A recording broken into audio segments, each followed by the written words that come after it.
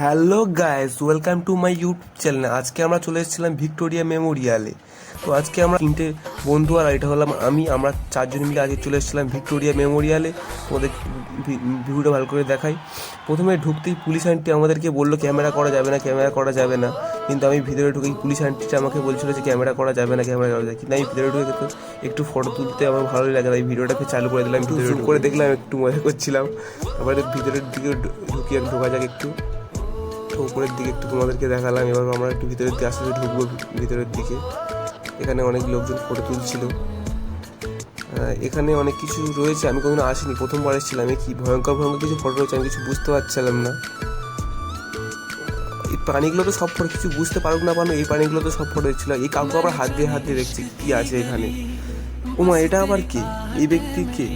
আমার তো প্রথমে দেখেই ভয় লেগে গেল, কিন্তু আমি একটু ফটো তুলে নিলাম এই ব্যক্তি। এবার একটু সামনের দিকে